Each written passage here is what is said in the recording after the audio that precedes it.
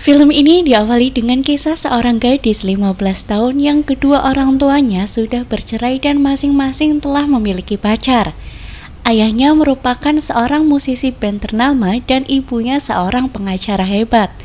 Perbedaan prinsip dan cara pandang membuat mereka berpisah dan juga memberikan efek buruk pada sang anak. Salah satunya anak menjadi sering berbohong.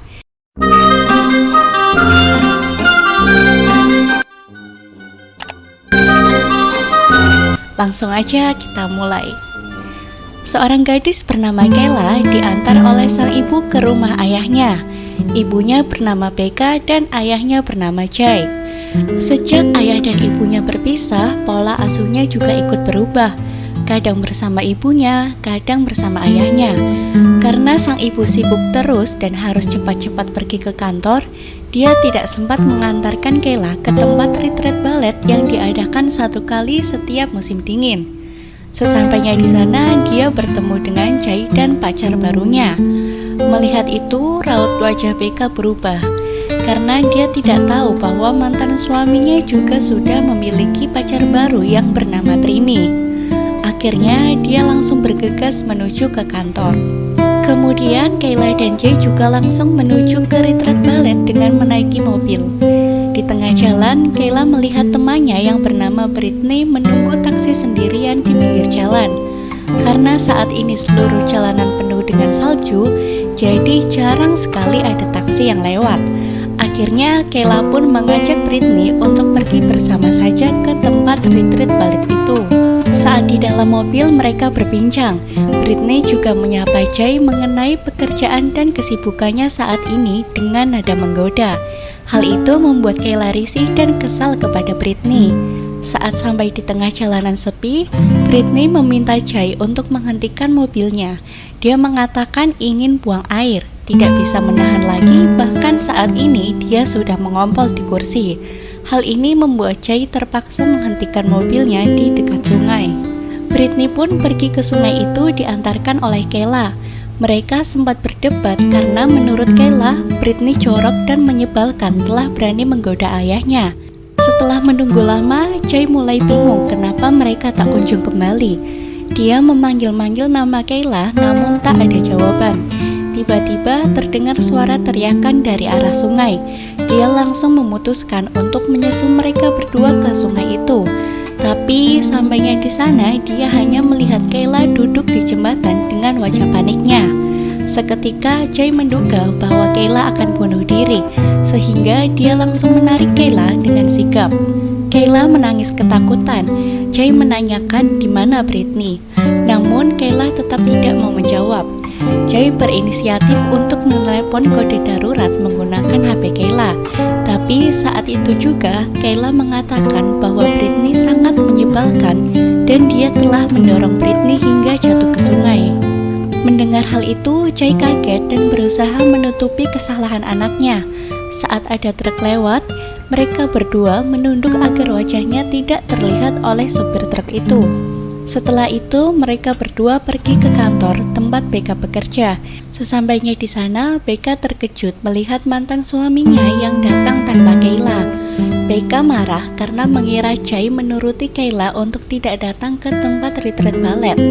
Jay memberitahu bahwa Kayla menunggu di dalam mobil. Jay mengurungkan niat untuk memberitahu Becca kejadian yang sebenarnya, karena menurutnya waktunya tidak tepat. Akhirnya mereka berdua menyusul Kayla. Mereka mendapati Kayla sedang menyendiri di sebuah ayunan. Becca bingung dengan sikap keduanya yang tampak sangat berbeda. Akhirnya mereka membawa Kayla pulang ke rumah Becca. Sesampainya di sana, Becca dan Jay berdebat. Tiba-tiba Becca mendapat telepon dari tempat retreat balet. Atas paksaan dari Jay, Becca terpaksa harus berbohong dengan mengatakan Kayla sakit. Jay dan Becca menghampiri Kayla di kamar mandi. Becca berusaha mencari tahu apa yang sebenarnya terjadi. Dia semakin curiga saat mendapati baju Kayla yang sobek. Akhirnya Kayla menceritakan yang sebenarnya, bahwa dia telah mendorong Britney hingga terjatuh ke sungai. Hal itu tentu membuat Becca sangat terkejut. Tak menyangka anaknya bisa berbuat sedemikian rupa. Malam harinya, Jay dan Becca kembali berdebat. Menurut Becca, seharusnya Jay tidak langsung pergi dan segera menghubungi polisi. Tapi menurut Jay, tindakannya sudah benar karena ini menyangkut masa depan putri mereka yang masih berumur 15 tahun. Dia juga mengusulkan untuk menyewa pengacara terhebat agar Kayla aman dan bebas dari hukuman penjara. Becca memutuskan pergi ke sungai saat itu juga untuk memastikan barangkali Britney masih hidup. Tapi Jay mencegahnya, mengatakan andaikan masih hidup, dia pasti sudah tenggelam karena lehernya patah. Dengan berat hati, Becca menghentikan langkahnya untuk tidak pergi ke sungai itu. Keesokan harinya, Kayla mengajak Becca mengobrol dan bersikap seolah-olah tidak terjadi apa-apa. Hal itu membuat Becca merasa heran karena bahkan dia dan Jay sangat frustasi karena kejadian ini. Becca dan Jay kembali berdebat di luar rumah membicarakan kronologi kejadian. Becca menduduk bahwa penyebab Kayla dan Britney bertengkar adalah Jay. Hal ini disebabkan dari dulu Jay memang suka main perempuan, sehingga dia menduga Jay telah memiliki hubungan spesial dengan Britney. Saat Becca sedang merenung di ruang kerjanya, tiba-tiba suara bel berbunyi, yang ternyata adalah ayah Britney yang bernama Sam Ismaili. Dia ingin bertemu Kayla. Dia menduga bahwa Britney dan Kayla sengaja merencanakan untuk tidak pergi ke tempat retreat balet itu. Tapi Becca mengatakan Kayla sedang sakit dan dibawa ke dokter oleh ayahnya. Akhirnya Sam meminta Becca untuk menghubungi Kayla setelah pulang nanti. Karena Kayla tak kunjung menelepon, akhirnya Sam menghubungi Becca terlebih dahulu.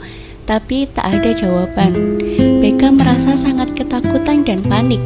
Dia menyuruh Kayla yang sedang asyik menonton kartun untuk menelepon ayah temannya itu.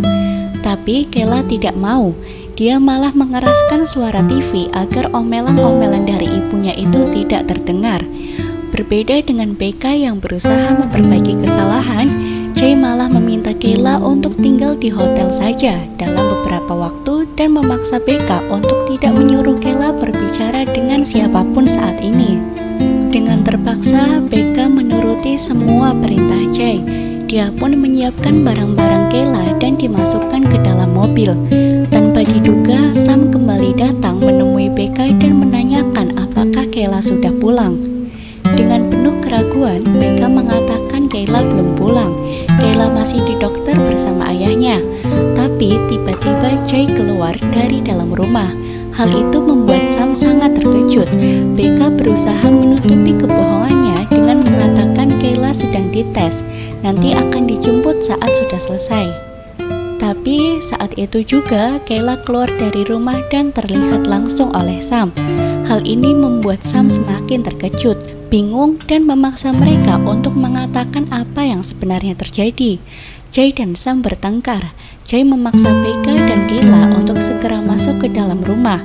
Sam yang penuh kekesalan mengancam akan melaporkan mereka ke polisi. Di dalam rumah, Jay dan Becca kembali mencari akal untuk melindungi putri kesayangannya.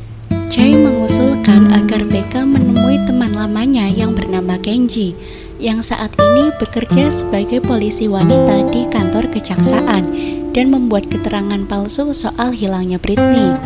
Becca menemui rekannya di kantor, diawali dengan basa-basi. Selanjutnya, Becca mulai masuk ke alasan sebenarnya dia menemui Kenji. Becca mengatakan bahwa teman anaknya yang bernama Britney hilang setelah tidak mengikuti retreat balet. Dia juga mengatakan Britney dan ayahnya tidak akur, dan hingga saat ini Britney belum juga kembali karena pernah dianiaya oleh ayahnya, dan ayahnya juga pemarah. Kenji memutuskan menerima laporan Becca dan akan menemui Kayla nanti malam untuk dimintai beberapa keterangan. Di sisi lain, Kayla duduk merenung di luar rumah. Dia bercerita kepada Jay bahwa dia tak seberuntung Britney. Bahkan di sekolah tidak ada satu laki-laki pun yang mendekatinya. Hal itu membuat Kayla iri kepada Britney. Malam hari pun tiba. Kenji datang menemui Kayla.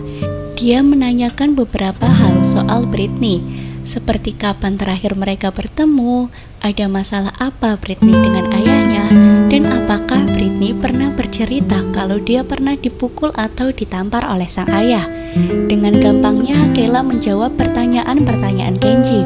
Bahkan dia mengatakan kalau Britney memang pernah dipukul ayahnya tepat di bagian rahang. Mendengar kesaksian dari Kayla, Kenji merasa sangat iba kepada Britney. Keesokan harinya, dia dan rekan kerjanya yang bernama Rodney menemui Sam untuk dimintai keterangan. Mereka mencurigai Sam karena tidak melaporkan hilangnya Britney kepada polisi. Bahkan mereka langsung mencecar Sam dengan beberapa pertanyaan yang membuatnya tersinggung. Dengan berat hati, akhirnya Sam mau diinterogasi di dalam rumahnya. Kayla dan Jay memutuskan mencari udara segar dengan kembali ke rumah Jay. Di sana, Jay dan Trini berdebat karena Trini curiga ada dompet perempuan di dalam mobil Jay. Jay kembali berbohong. Dia mengatakan itu adalah dompet Kayla. Padahal sebenarnya dompet itu adalah milik Britney dan HP-nya juga berada di dalam dompet itu. Saat Jay dan Trini sedang ribut, Kayla memutuskan untuk jalan-jalan sendirian. Sedangkan Kenji dan Rodney kembali melanjutkan penyelidikan. Mereka menemui Becca di depan kantornya. Mereka juga memulai menemukan kejanggalan karena keterangan-keterangan yang disampaikan oleh Becca maupun Kayla berbeda dengan keterangan yang diberikan oleh para tetangga Sam. Tetangganya mengatakan bahwa Sam adalah orang yang baik dan jarang sekali marah. Bahkan ponsel Britney juga hilang. Mereka sudah melacaknya dan ternyata sinyal ponsel itu berada di kota tempat di mana mantan suami Becca tinggal. Kecurigaan mereka semakin bertambah karena selama ini Jay memang dikenal suka main wanita. Di jalan, Kayla bertemu dengan Sam Ismaili. Sam memaksa Kayla untuk menjelaskan apa yang sebenarnya terjadi karena saat ini polisi sudah terlibat. Tapi Kayla tetap enggan mengatakan apa yang sebenarnya. Dia malah kabur dan berlari kembali ke rumah Becca. Sam mengejarnya sampai ke rumah. Karena sangat ketakutan dan panik, sesak nafas Kayla kembali kambuh. Tak berselang lama, Becca dan Jay sampai di rumah. Becca kembali memarahi Jay karena polisi telah mendapatkan sinyal ponsel Britney di tempat Jay tinggal. Pertengkaran semakin hebat. Kayla yang mendengarnya merasa semakin ketakutan dan berteriak menyalahkan dirinya sendiri. Kenji dan Rodney memutuskan untuk menyusuri jembatan Hopewell. Mereka berusaha mencari bukti-bukti di sekitar sungai itu. Keesokan harinya, Kenji dan Rodney kembali mendatangi rumah Becca. Mereka mengajukan beberapa pertanyaan. Yang pertama mengenai jembatan Hopewell, yaitu jembatan yang pernah dilewati oleh Jay, Kayla, dan Britney saat akan berangkat ke tempat retreat ballet. Tapi Jay mengatakan sama sekali tidak mengetahui tempat itu. Pertanyaan berlanjut, apakah Kayla pernah bertengkar dengan Britney? Becca menjawab mereka sama sekali tidak pernah bertengkar karena mereka adalah sahabat yang sangat akrab. Terakhir adalah mengenai seorang laki-laki yang bernama Jeremy. Jay dan Becca kompak menjawab kalau mereka tidak kenal dengan nama itu, bahkan tidak pernah mendengar sebelumnya. Karena sudah muak dengan kebohongan-kebohongan Jay dan Becca, akhirnya Kenji memutuskan untuk menunjukkan barang bukti yang berhasil dia temukan di jembatan Hopewell, yaitu berupa alat bantu nafas milik Kayla dan surat ancaman akan membunuh Britney, karena Britney sudah merebut Jeremy dari Kayla. Jay dan Becca semakin kalut karena polisi sudah mulai mengetahui kebohongan mereka. Di sisi lain, mereka tidak ingin masa depan putrinya hancur. Akhirnya, keesokan malamnya untuk mengelabui polisi, Jay dan Becca memutuskan untuk mengubur ponsel dan dompet milik Britney di sekitar rumah ayahnya. Saat sedang melakukan aksinya, tiba-tiba Sam datang memergoki mereka. Sam terus mencecar Becca tentang keberadaan Britney. Saking takutnya, dia sampai berteriak hingga suaranya terdengar oleh Jay. Jay yang tidak terima mantan istrinya diperlakukan seperti itu, akhirnya mendorong Sam hingga terperosok ke dalam kolam es. Mereka berkelahi, kemudian Jay menenggelamkan kepala Sam ke dalam kubangan es hingga Sam merasa sesak tidak bisa bernafas. Becca semakin panik karena takut Sam mati. Akhirnya mereka cepat-cepat pergi menaiki mobil. Tapi tiba-tiba di tengah jalan Sam kembali muncul menghadang Jay dan Becca. Becca yang kehabisan akal akhirnya memutuskan untuk menabrak Sam dengan kecepatan penuh.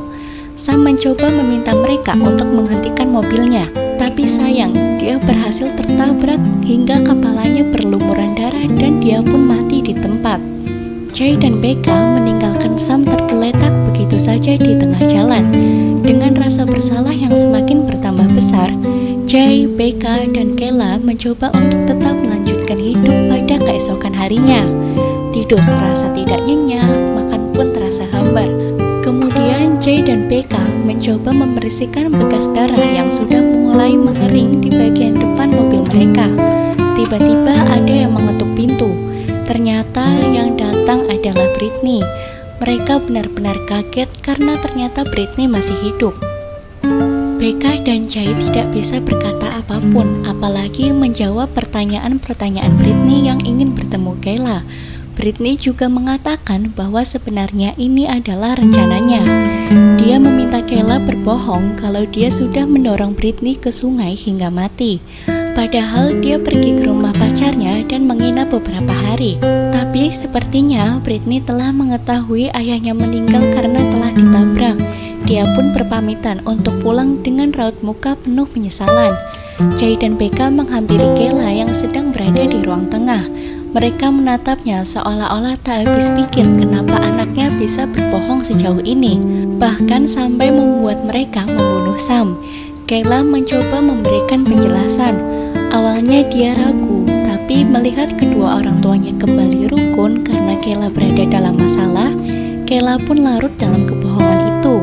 Kayla juga merasa disayang setelah melihat orang tuanya kembali dekat. Tapi tetap saja, yang namanya kebohongan sekecil apapun itu akan berdampak buruk di kemudian hari. Kini semuanya sudah terlambat.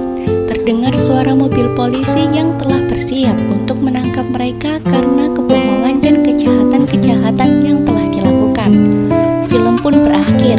Gimana ceritanya? Banyak pelajaran yang bisa diambil, bukan? Tonton video-video Seka Story selanjutnya ya. Sampai jumpa lagi. Bye-bye.